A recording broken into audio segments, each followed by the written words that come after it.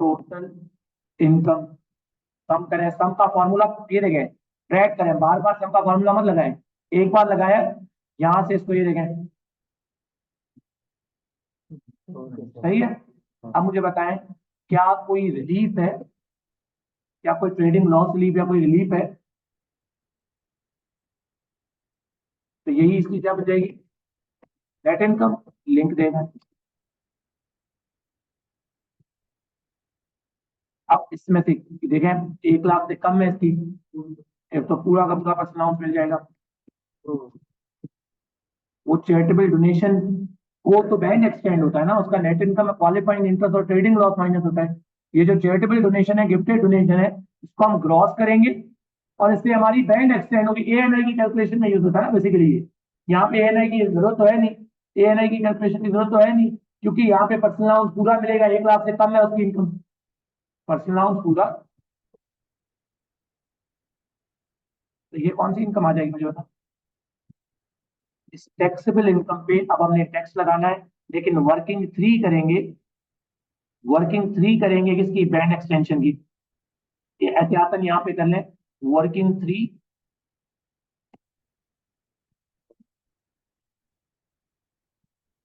Band extension. Basic band कितने की है, 37,700। इसमें गिफ्टेड डोनेशन ग्रॉस ऐड हो जाएगा, gross gross, this 5,000 is paid net into 100 by 80। नहीं, ऑक्यूपेशनल पेंशन स्कीम से कभी बैंड नहीं है, पर्सनल पेंशन जो होती है, नहीं वो टू पेंशन में ऑक्यूपेशनल है ना, ये देखो, सही है। और अच्छा, जो आपके पास बेसिक के बाद हायर कितने में चली जाएगी, हायर बैंड, हायर बैंड 1 1.5 की है ना,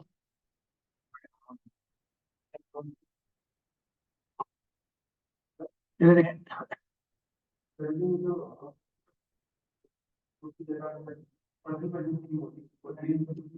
जी जी बिल्कुल, पर्सनल पेंशन स्कीम होती तो फिर एम्प्लॉयमेंट इनकम में से माइनस नहीं होता, वो इस बैंड एक्सटेंड में गिफ्टेड डोनेशन और पर्सनल पेंशन दोनों ऐड होते।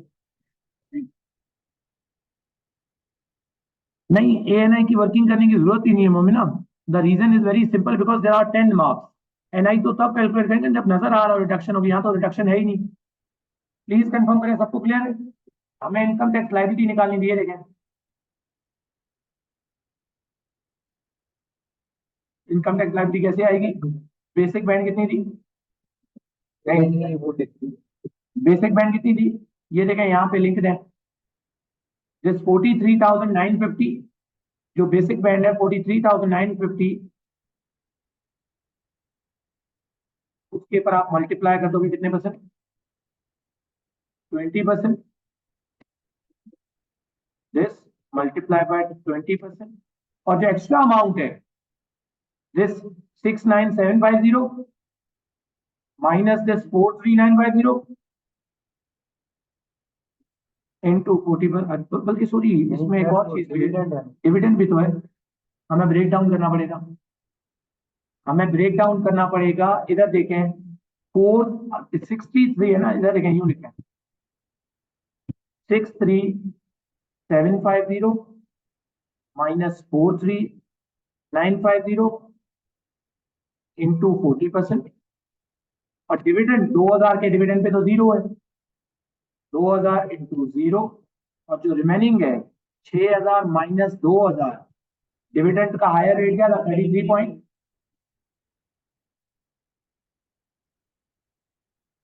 तो ये देखा आप यहीं पे कैलकुलेट कर लें, this minus this multiply by 40%, सही है, 2000 पे जीरो, और बाकी जो 4000 है this 6000 minus this 2000 into 33 point, total income tax liability कितनी गया, 18,060। प्लीज कंफर्म करें, सबको क्लियर है।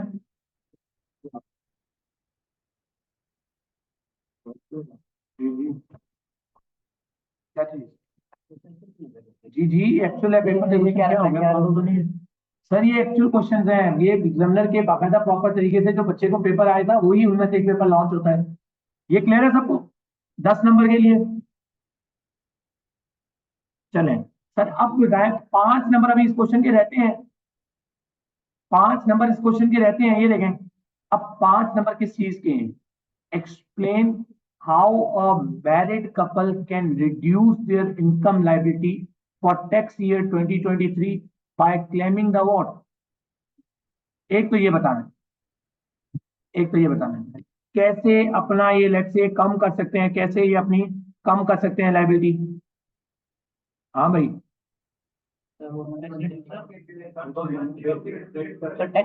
तीन बातें हैं और ये भी बताना है state why such a claim is not possible, क्योंकि दोनों का बेसिक रेट टैक्स पर होना। पहले इसकी हस्बैंड का डेटा पढ़ लें।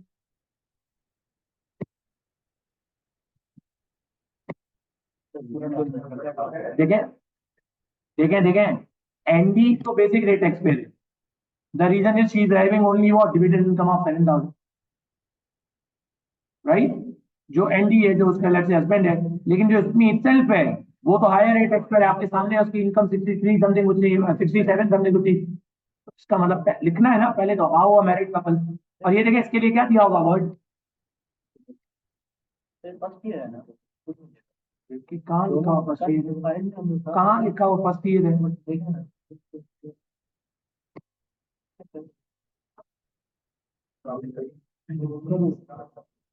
इधर देखें बी, आप टेंशन ये देखें बी में आप लिखेंगे married couples are allowed transfer the personal allowance of let's say what.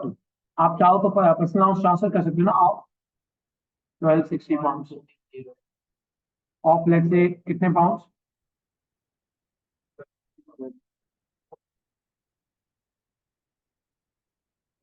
1260 pound, 1260 pound हो जाएंगे ना आपके पास। तो मुझे बताएं आपके पास ऑटोमेटिकली बस ये बात, दो तीन बातें लिखनी है ना। एक देखें, this will reduce the tax liability of receiving partner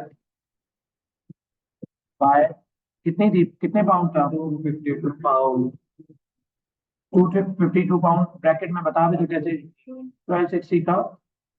क्या ये क्लियर है?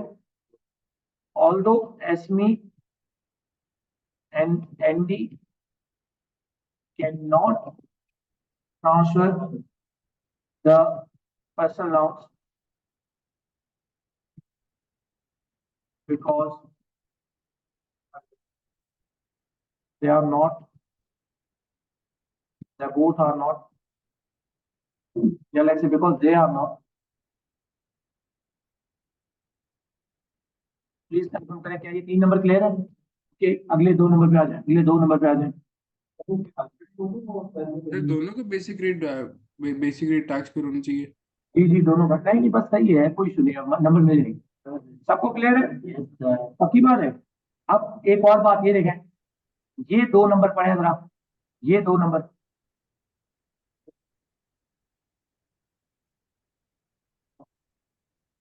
सर जी जी जोएब, सर जैसे मैं हाई रेट टैक्स पेयर हूँ, मेरी स्पाउस है वो हाँ बेसिक रेट बैंड में आती है, तो वो पर्सनल अलाउंस मुझे दे सकती है ना। नहीं दे सकती।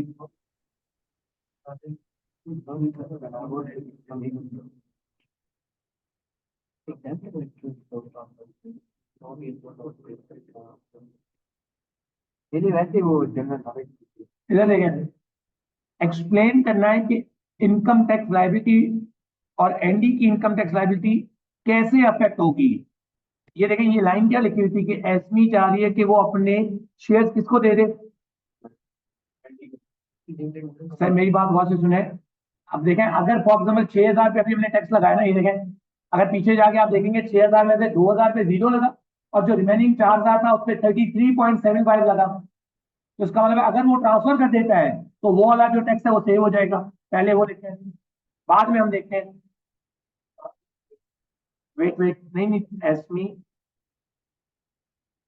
If Esme transfer dividend to his husband और लायबिलिटी विल रिड्यूस बाय कितने की उसकी डिविडेंड पे लायबिलिटी कितने की थी 4000 का था 33.75% लो 33.75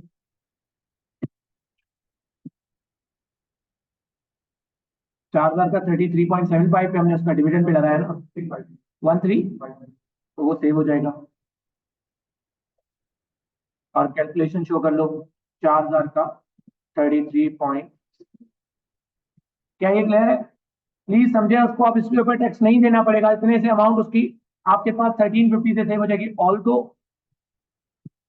उसकी क्या पोजीशन होगी एनडी की Andy will receive although now Andy total taxable income Andy total income will be मुझे बताएं एनडी की अपनी अपनी डिविडेंड कितने का है 7 और 6 मिला के कितना हो जाएगा टोटल अभी तो वैसे इसको कोई टैक्स नहीं देना पड़ रहा क्योंकि अभी तो इसकी 7,000 की इनकम है और सारा का सारा 7,000 की इनकम तो पर्सनल हाउस कैरी कर रही है लेकिन अब मुझे बताएं although Andy total income will increase to कितने कितने तक इंक्रीज हो जाएगी 13,000 कैसे 7,000 इसका अपना 6,000 वो वाला dividend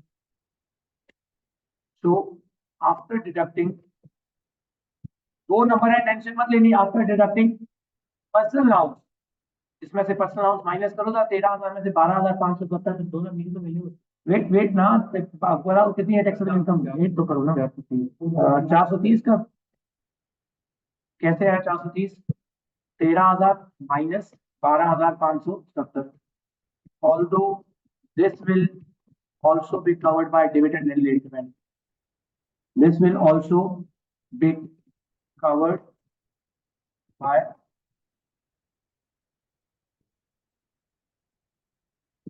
no tax paid please confirm करें क्या ये सबको क्लियर है समझे इसको 6,000 कौन सा ये वाला ये 6,000 रुपए का डिविडेंड हस्बैंड जो इसके एसमी है ना ये देखें अगर ये डिविडेंड खुद टैक्स देने के बजाय अपने हस्बैंड को दे दे तो क्या अफेक्ट होगा अगर ये डिविडेंड 6,000 का अपने हस्बैंड को दे देती है तो इसको 6,000 पे टैक्स नहीं देना पड़ेगा इस 6,000 में से 2,000 पे तो इसने वैसे ही टैक्स नहीं दिया था क्योंकि इसको डिविडेंड इनलेट मिल गया था ऑल्दो 4,000 पे 33.75 दिया ना तो अब वो नहीं देना पड़ेगा इसको ऑल्दो ऑल्दो अभी इसकी जरूर हो सही है ऑल्दो अगर लेट से अपने हस्बैंड को देती है तो हस्बैंड का डिविडेंड 13,000 में चला जाएगा कुछ डिविडेंड टैक्सेबल होगा टैक्सेबल इनकम आएगी लेकिन क्योंकि डिविडेंड का निलेटमेंट एनडी का भी पड़ा हुआ है तो एनडी का डिविडेंड निलेटमेंट कवर कर लेगा